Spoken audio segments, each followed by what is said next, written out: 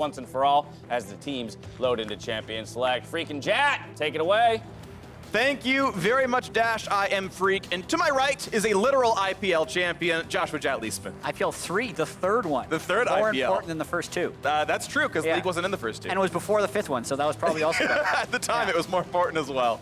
Great Trundle and Udyr player to our right here. Either way, we got a battle up at the top half of the standings. Dignitas at 4-4, Immortals at 5-3, tied for second. And they can stay ahead of TSM if they can pick up a win here right now to close out their first round robin at 6-3 if they win this one. Yeah, I mean, Immortals, every week I go into it and I look at their schedule and I say, could they be 7-3? And it's like, well, you never know is what ends up happening. But with this Dignitas game in front of them, there's so many games this week in the LCS where the teams are very close in the standings, and I'm hoping for a little bit more clarity afterwards, but what usually ends up happening is they just get closer and closer together. Yeah. So the fact that Dignitas is one game behind Immortals probably means Dignitas is going to beat them, so they become tied. Yeah, it's a really, really tight race out here. Aside from the very top end of C9 and the very bottom end of CLG, you've got 2 games separating second from 9th here in this league. It's very exciting. Aphromoo is first picked. John's going to play that one, his 4th pick on this champion, doubling anything else. Xmithie locks in the misfortune that Altec had yet to play. Yeah, Altec has been really successful for most of this year. Yeah. It's one of the big reasons, along with Xmithie, for a lot of Immortals' success. I'm also kind of happy to see Orange so highly prioritized. I said last week on my podcast JLXP that I think every team should just pick Orange. Like, if it's available in the draft, maybe a champion like Soraka should be above it, but the fact that you can play it in top or mid lane, it can wash most laning phases and then scale well later, means you should just do it. So I agree with Zabutine's early draft for Immortals. Looks good so far, and a second tank might come through here as well. It's not Xmithie on Sejuani duty just yet. It's the Nautilus coming through on the bottom lane, so an aggressive bot lane is here.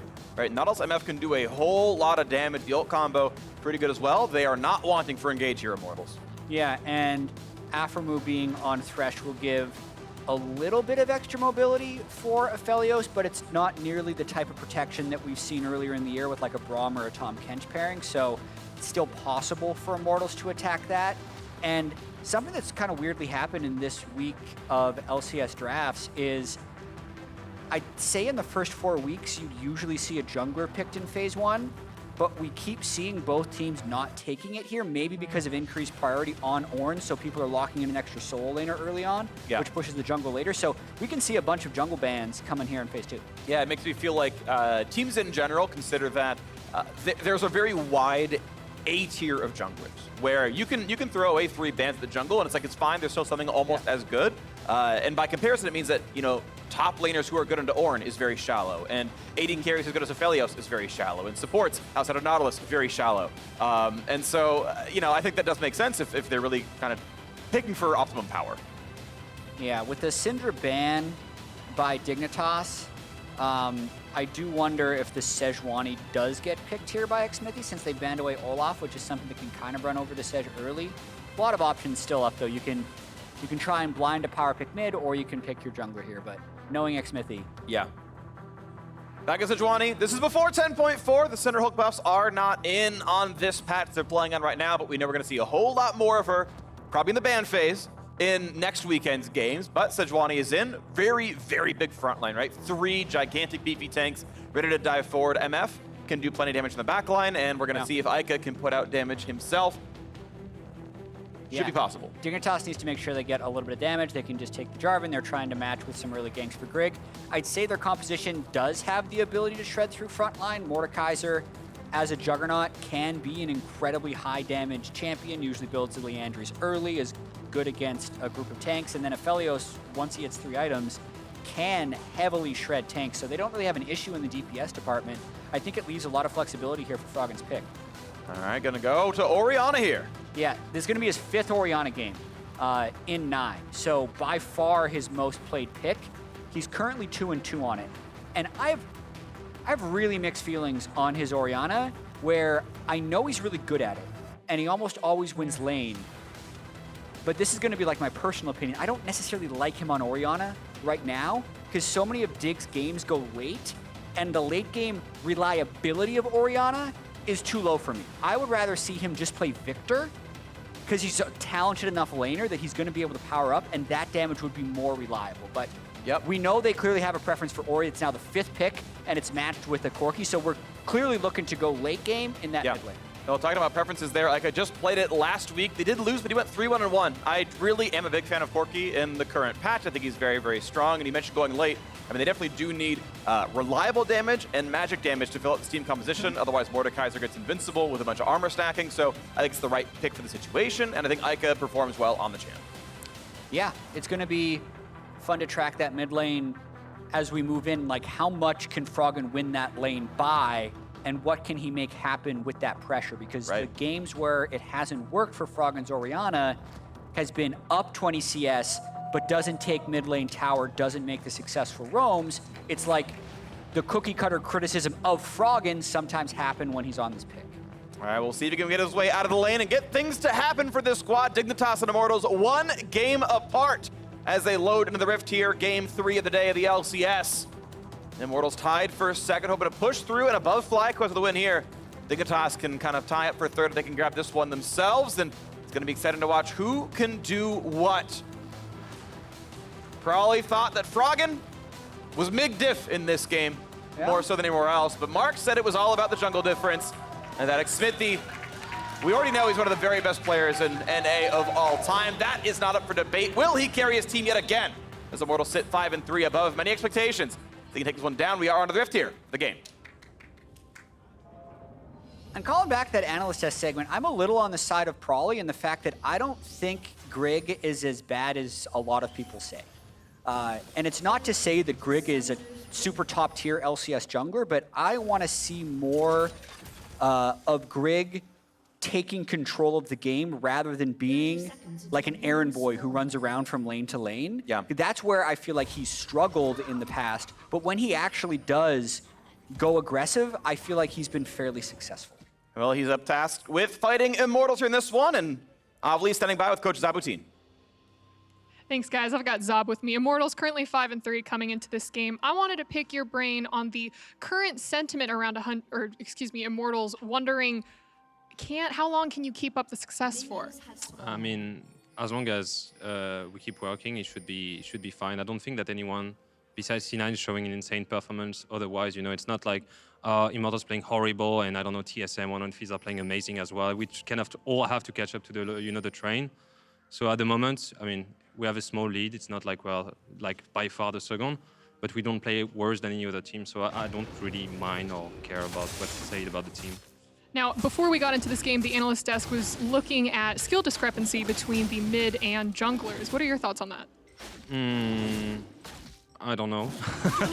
No skill discrepancy whatsoever, but Zob, I'll let you get back to the backstage, but good luck. Back to you guys. Oh, thank you very much.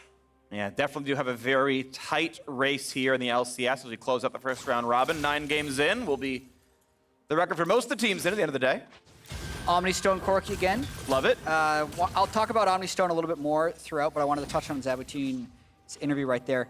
And you and I were talking about this before the cast as well, of like, what do we make of Immortals at 5-3? Yeah. Because I think a lot of people really want to say like, oh, are they the second best team? Let's start defending them as like a top team in the LCS. I would rather just talk about like, celebrate the success of getting the 5 wins so far, and know that everyone in the LCS is very close. Like 1 win separates Immortals from Dig, and I think 2 wins separated second from 9th in the LCS so far. So what I think Immortals has done well, as we actually see Grig going for a successful invade thanks to Aphromoo. I'll get back to this point because we might have skirmish in the jungle. Yeah, 3v3 going in right now. Nice little snipe. They're going to find that hook as well. A lot of damage. The knock, and they push him back in as well. 2 more autos will kill him. He gets the heal, and he walks away just barely enough as a nice auto lets Grig steal away the Gromp, and it's a 2-camp lead. It's 3 minutes in, and Xmithie has killed exactly 1 camp. And Freak, that's the type of aggressive Grig that I like to see, right? He's taking charge.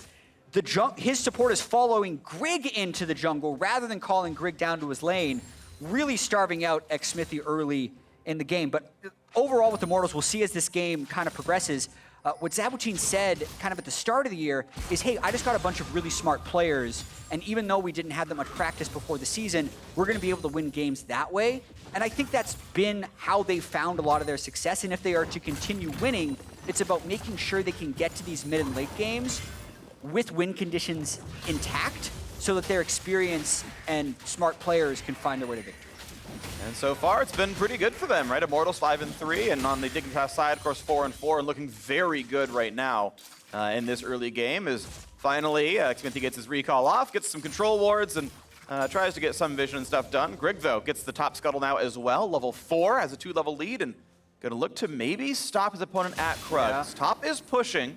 Huni's been shoving pretty much permanently there, and Grig, does he EQ over the wall? He goes for it. The smite comes down, though. That is some XP Maybe on it might Xmithie. just kill him. But he is flashless. The flash E, but he's gonna get the auto attack in, and first blood in the opposing jungle. Dignitas will not be stopped. There is Grig. At first, when I saw him making that invade, I think, hey, like, take the win. Your whole jungle is up. You're already ahead. Like, go farm your camps. But he predicted where Xmithie would be. He got him with the Squire's Bloom. He had the top lane pressure through Huni. Like, Dignitas really coming out of the gate firing. So, like, watching where this Blast Cone hits, like, Xmithie knows that he's spotted, but he says, okay, I have Smite.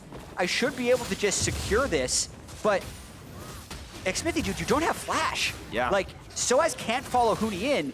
He's just going to die there. So really nice aggressive play, and Xmithie kind of uncharacteristically doesn't respect the other jungler having the upper hand, and ooh, oh man. I'm not sure if Afro jumped out of the brush or not. Hakuho gonna walk into melee range, puts the wards down, gets the smite, gets the flay onto 2, but it's a 3v1. Afro's gotta be careful. Here comes Froggen for his shield, but yeah, Afro gets himself killed, and Huni's in the middle of 4. But the damage on Xmithie, it's already 2 kills in. Finally, 1 traded back. This could be very nice. The knock is what he found. The ward is there. It's still a win for Immortals, 2-1 on that fight. 5v5 at Raptors. Woo! There we go. We know some people talk about the bot lane party, the mid lane or top lane party. No, the Raptor party. That's what we have going on in this one. Grig does pick up another kill, and Xmithie does die again, so that gap will be even bigger. But the fact that there were kills going over Immortals does help them catch up. Yeah, they never saw him, so Hakuho goes for the ward, and Yeah. Afro's like, all right, we're gonna bring the squad over. We've got time, let's go. But I think Yeah. it's already there. Ornn interrupted recall in order to get this off, and yeah, it's just a little bit later. If Aphromoo could have waited a little bit longer, then it might have worked out for Dig, but Immortals definitely more grouped and on the same page for that play. And Eika comes down, grabbing 2 assists for himself. He is down 7 CS. It's Froggen getting better farm, which is exactly what you expect out of that player. But Eika getting the first move, gets onto the board a little bit there, as Grig, though, still feeling so comfortable in the jungle. He's still got pushing lanes. Bots crashing into the turret right now. And it's going to be a pretty easy mountain drake grab very early on in the game. 1,000 gold lead just in the jungle matchup. But the game is only 700 apart, so Immortals are winning in the other lanes on aggregate. Yeah, so there's the 300 gold advantage for Altec because of the kill he was able to pick up. And Grig actually, 1,000 gold up on Xmithie, only 1 level, actually, because a lot of the time has actually been spent in trying to deny. The big thing we'll now kind of need to track is, like, what's Jarvan going to be in this game? Because looking at the team composition for Dignitas, this might be a tank Jarvan game, right? You're going to have a bunch of damage coming out from your Juggernaut. Mordekaiser, Johnsun's going to scale up into the late game. But there's always that question when you have that early start on Jarvan, like, maybe I just go Warrior and try and hard carry. Because if you go Cinderhulk, this lead, while nice, it actually won't have a huge amount of carry through. Yep, totally agree. I would actually really not mind Warrior here for Grig and look at him try I'm to not sure. knock people down. Of course, the other problem is his targets are so few, right? Yeah. There's 3 tanks, and a Corki who's going to Valkyrie away from most of your plays. It's an instant cast spell. You're pretty much always going to dodge the EQ or dodge the ultimate. So as much as Warrior would be fun, target selection's horrible, which is going to make that rough. And there's Cinderhulk done. I think we weren't really surprised by that. He gets it early, that can help maybe. We'll see how that, turns in. But yeah, not converting into much damage. Something that, you're right, Cinderhulk goes through. He had the right gold breakpoint for it. Something Doublelift used to always say about Xmithie as they were winning 4 consecutive championships on Team Liquid was like, no matter what happens in the early game, Good lantern. really good Lantern as bolt time gets almost nothing. Back to Xmithie is, no matter how bad the early game went, Xmithie could always make the next plan. So Xmithie could be like 2 levels down and say, yeah, at 8 minutes, I'm gonna be level 6 and I'll be able to gank bot. And then it would happen.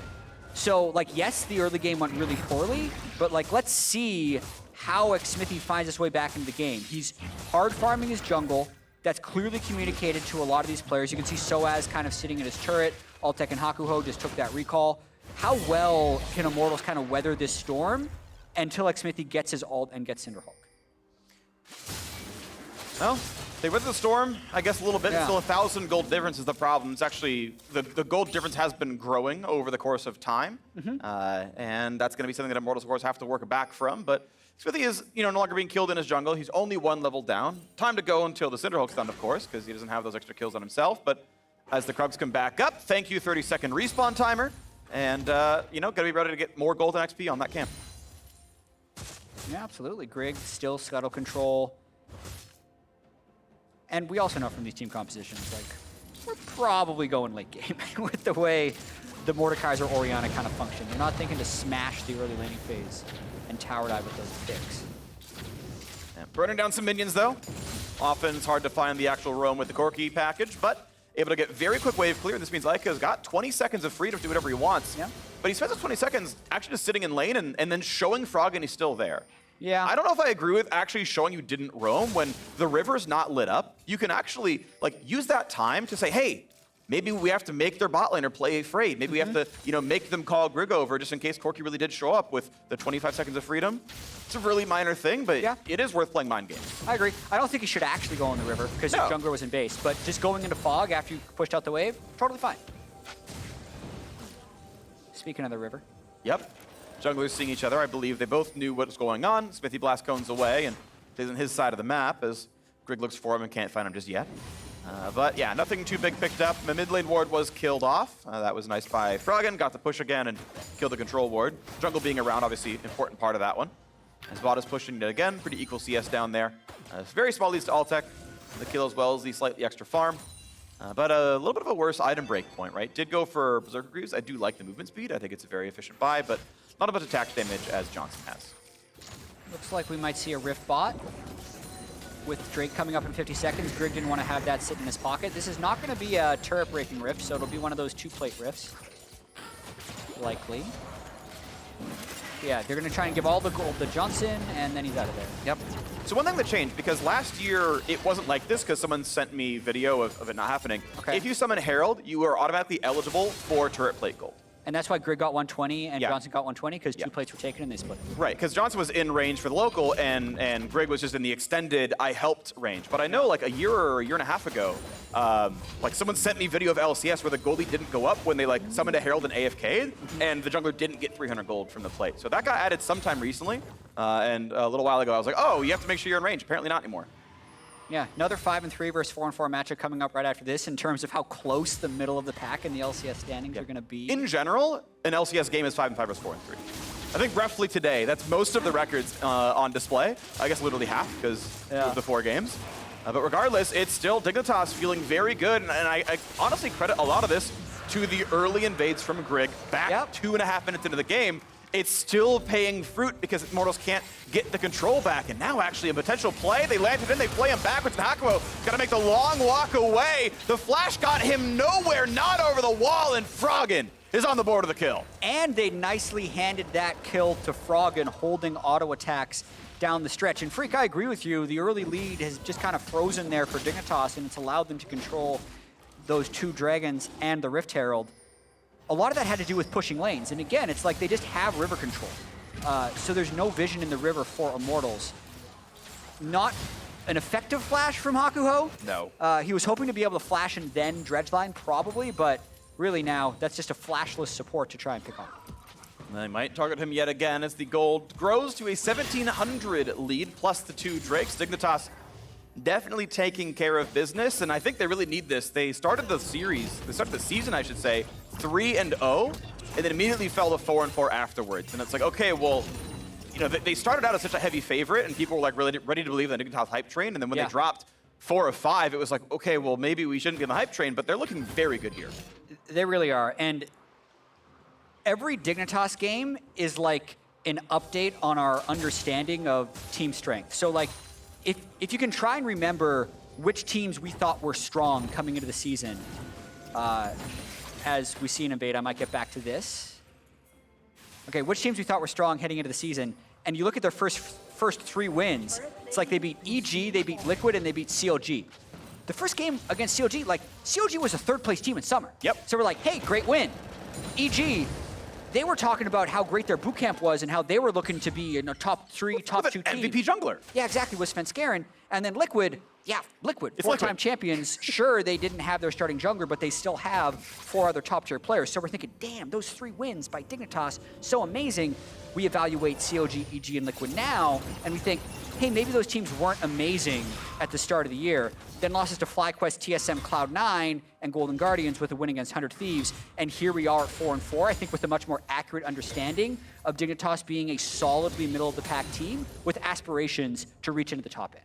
And hey, aspirations to be in the top end. I mean, Immortals right here, right? Tied for second as a squad, and Dignitas can absolutely take them down here. The gold lead has jumped now to 2,000. They are steadily growing more and more and more of a lead. Hello. We were singing the Cloud9 accolades of their, 2-ish thousand gold lead in the early game. That's exactly where Dignitas stand right now. I mean, Dignitas playing the early game as a Cloud9 average early game, which is incredible. Yeah, they haven't relented their early pressure. They had that one kind of ill-advised fight at the Raptors, but Xmithie, this is the point where he's got Cinderhulk and a Sej trying to get back in the game. Finds a knockup, he's gonna find a stun sooner to Aphromoo. Here comes the setup, here's the follow through, and it just keeps barreling down. Ornn on top as well, Soaz finds the knockup, Eika finds the kill, and bot lane's in shambles. Yeah, so they're gonna break this bot lane turret. Froggen heavily pushing in mid, Grig taking Rift Herald number 2. It looks like first turret bonus is gonna go over to Immortals though, which is a win. Nicely done right there, and it gets the game a whole lot closer. Less than 1,000 now separating the squads, as Grig is able to grab the second Herald of the game and maybe crack top with that as Huni continues to push on. He didn't burn his TP to join, just going for the damage here, and it's not quite gonna die without Herald, but it is gonna get low. Yeah, Huni did have teleport there, but you could see that was definitely a kind of a sneaky play there by Immortals. You don't expect to have the 0-2 jungler flanking behind your turret as the Corki and the Ornn come in, but that's a well-coordinated Ornn play with the way the map was going. All right, stay tuned for Bile for us to talk about it. 5-4 first half of the split for TSM. Maybe not quite as good as they wanted, but honestly, as we break the end of the day, that could very well be a tie for second for them, which position-wise seems pretty awesome. So we'll see what that looks like, and we'll have more thoughts from him after the game. Otherwise, though, we've got a pretty tight win here, 1,400 gold difference. Immortals tying up a little bit with their bot lane pressure, and Trinity Force done for Corki is a very important power spike, and just in time because the Cloud Drake's in 30 seconds. Yeah, Cloud Soul, not, just trying to think, like, not. I think it's big on Mord. Oh yeah, it's actually super big on Mord in terms of Huni's ability to carry the game. I think the underrated part of Cloud Soul is just the 10% movement speed. Yeah. Like just actually zooming around the map.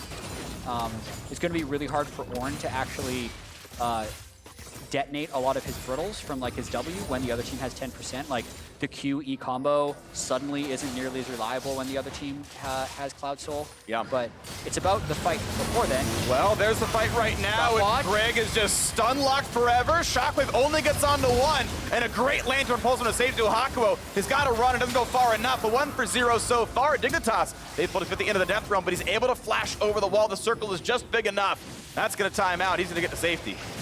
Oh! Yeah, he had the package, so he's okay, but still a little interesting. There's the ult on top. They found a nice little route, but Altec is going to be safe as well. Now the re-engage 4v5, but Immortals want this one. Huni dropped low. A great hook comes in. Oh! And Eika's gone. They found even more. Aggression from Dignitas finds a 4-for-0. Well, there we go. They could have their cake and eat it too. They're going to get the third Drake as well as being able to drop Rift in mid and crack that for extra gold onto Froggen. Crucial stopwatch check during that fight. 2 quality stopwatches come out from both Aphromoo and Grig, which buy enough time for that fight to turn around hugely in favor of Dignitas. And here we go, breaking the game open. 4,000 is the gold lead. They've doubled it in the last 3 minutes. Bot lane's gonna fall, make it 4,500 as Huni clears the wave. He's building damage, just dashes 2 seconds. He's really ready to go. And Dignitas are showing absolutely no signs of slowing down. Yeah, so watch this fight one more time. They know Grig's Flag and Drag is down as you go on a control ward, so they say, hey, let's engage on him. Actually get a pretty good stun lock, but the stopwatch does come in before that brittle is detonated that might have killed him. Perfect lantern for him, and then we're just buying time for the shockwave to come through. Good flash by Xmithie on the top end, and then Immortal says, hey, let's re-engage. We have a Corki here. Let's go. But it is, as you mentioned, a 5v4, and Grig has managed to get so much of his health back. No one really remembers Grig has his ultimate still. Flag and drag, comboed with Death Sentence into a 2-man ultimate. Yeah. And Huni's Mordekaiser's having his passive ticking that whole time. Really just a lot of patience by Dig in that fight. And look at that, 7,800 damage out of Huni. Beautifully done right there on the Mordekaiser. The aggressive build definitely paying off onto that one. I did his best to push in, but definitely not enough. 4,600 did not knock down any of those health bars there. And now as we reset on the map, we are just over 3 minutes away from Soul Point. Dignitas lost a turret. They've lost a couple of kills in fights, but are so far ahead of Immortals right now. Looking to go 5-4 in the first round robin. That would be good for them. I don't think Froggen got the local gold for that, but also with the current state of the minimap, can totally understand why he would want to run away holding that 200 gold bounty on his head. I gotta say, Huni's definitely doing a very aggressive build. He's actually going third offensive item. We don't often get to see into Riley's third so quickly.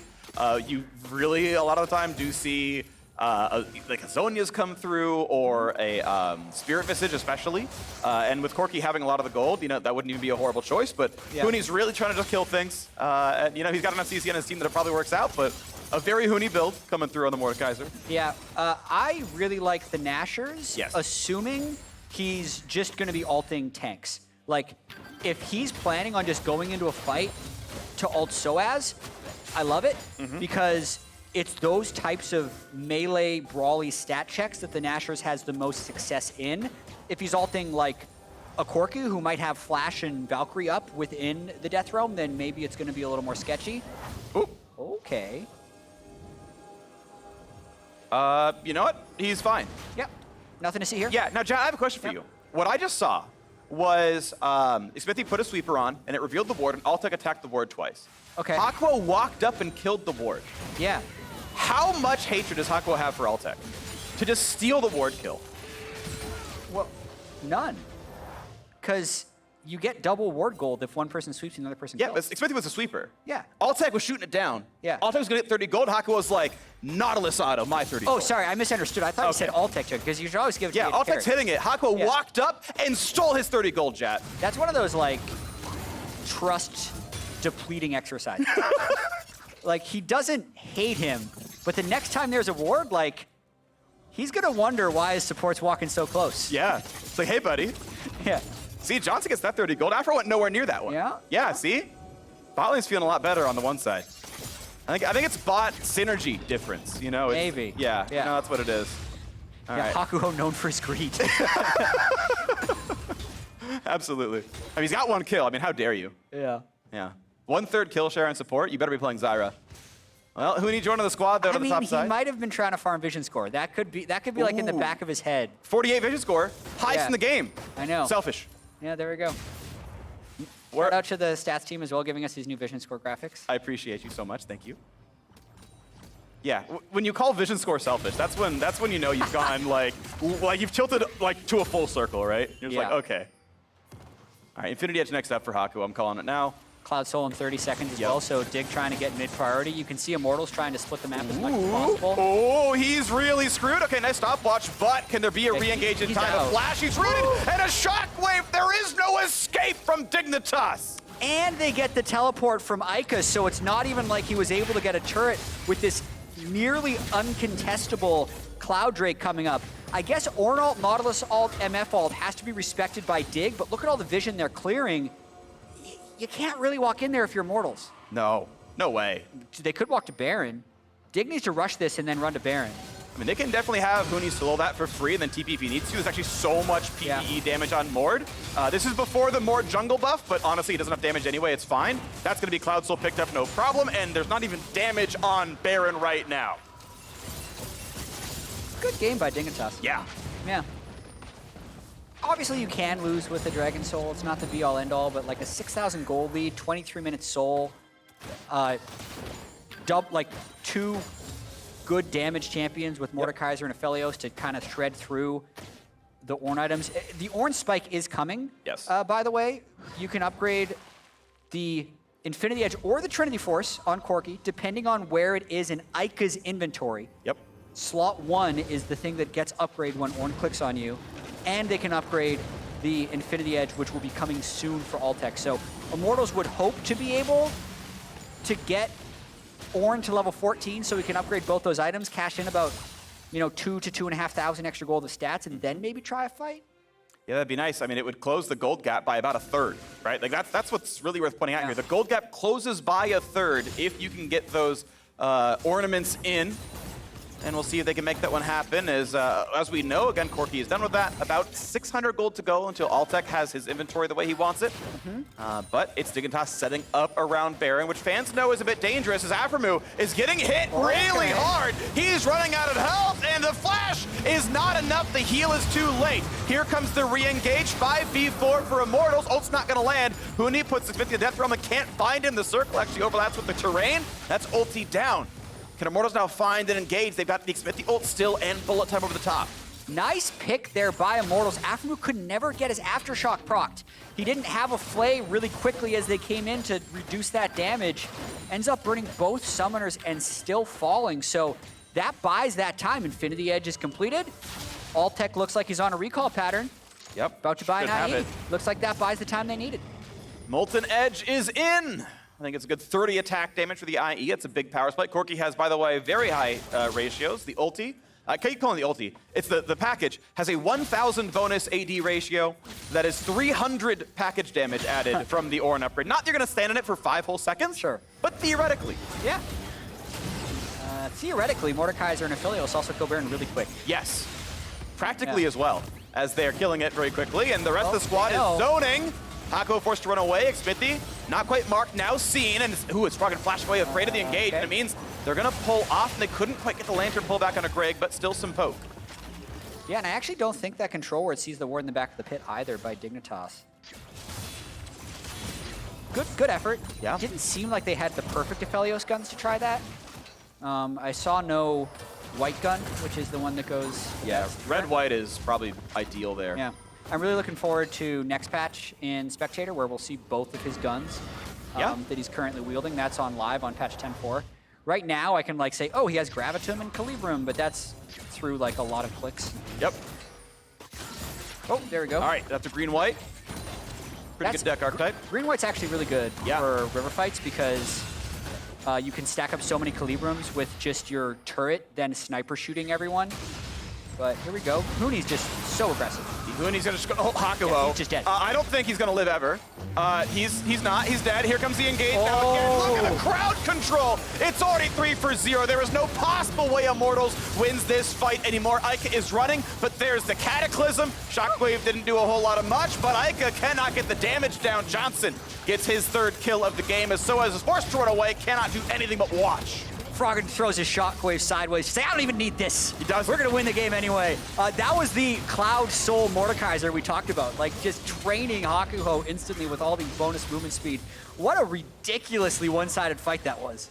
Yep, and in they go with the lantern and the movement speed. I mean, it's all movement speed, right? They're running through the pit as well. That's got to add some on top, and they're ready to hit the Baron right now. Xmithie is alive, but he is just respawning from the base right now, and this almost certainly dies before anyone gets in range.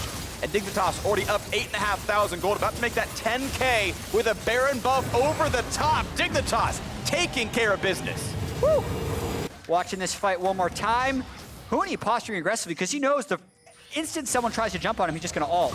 He's learned his lesson. Don't ult the Sejuani, she'll hop over a wall. So he ults the Mordecai, the Nautilus, instantly kills him. And then, honestly, Immortals, once Hakuho got ulted, they needed to bail. Because there's no way that Mordekaiser doesn't pop out at full health with extra stats. Yep. And they pop out right next to him and get absolutely obliterated. Froggen definitely thought he had the ball on Grig, had it on himself. Ends up sombreroing the air, but it doesn't matter. Yeah, it's looking pretty good overall, and looks like, Immortals got a blue buff, but Dignitas will not be working overtime out of this one. They are just way too far ahead. Elder Dragon's in a minute. That is, again, one that makes me nervous when I'm the winning team because its raw power isn't really tied to almost anything. It just is damage, kind of in flat values, and feels like it's a way for a losing team to get back in. So I would just say, okay, let's cede to the Baron buff the entire time. You got 2 minutes this one. Knock down bot tier 2. Oh, Soaz. Yeah, easily bot tier 2. Even the Elder Drake, look at the control ward setup that actually exists in the jungle right now. So if Dig falls back, it's almost so hard for Immortals. They're just dying. They're just dying. Oh, that was just a Aphelios turret hitting the turret and splashing, and then the ult came off over the top. So that's going to single-handedly zone them off the bot lane. Mid's opened up as well. That's 2 inhibs down. This could be a fight. Xmithie might just try and flank. I mean, may as well. You have to try. They got Package, they got everything they could possibly use. Here comes the play. They try to land the crowd control, but Package goes backwards to get away from some CC. Huni getting low, though, staying alive all the same. They send him yet again. Shot over the top. Lana gets him out, and Froggen finds that kill as Eika's dropped, and Hakuho is next on the chopping block. A double kill for the Orianna. Cataclysm over the top. Xmithie going to be set up for kill number 3 without an issue. Triple for Froggen. There have only been 3 quadras so far this LCS split. Froggen could be set up for number 4. Oh, stop what Froggen wants. He doesn't have cooldown. Pull him back. Huni grabs one, but give him with Soaz. Get him over there. Here comes the hit. Perfect. Perfect timing for Froggen. And it's going to go over to Aphelios. A triple for the Orianna. A game win in under 30 minutes for Dignitas. Absolutely beautiful. They really just controlled that game from start to finish. Froggen also learning quickly to shockwave the enemy. Yeah. Nailed it in that last fight. Only took 5 games. Oh, come on. I'm kidding. I know. He played really well. Yeah, he killed Sven, and then he channeled that to kill all of Immortals by the end of the game. But just, we asked before this game, Freak, about how close the LCS was and how naturally Dignitas is going to win this one against Immortals. But as these teams end up progressing, I'm interested to look at the post-match reactions to this one, because every time Dignitas wins, it's Froggen finally has a team, and oh wow, Grig can actually jungle. And then when they lose, everyone just flames Grig. So I'm going to be, you know, flex my Grig apologist a little bit here. Yeah, go like, for it. when he does well, people should call that out. Yeah. And the Dignitas team had very strong pushing lanes that All were 3. very well played around by Grig with constant invading, knowing where Xmithie would be, and that is how Dignitas got their early lead. So yeah, credit to the team for playing with the victory. I liked the builds, I liked the way they moved around and controlled Drake, but it did all start in the early game with those jungle invades by Grig. Yep. Winning from start to finish. Well done to Dignitas. When returned, the State Farm Analyst Desk are going to weigh in on that Dig win.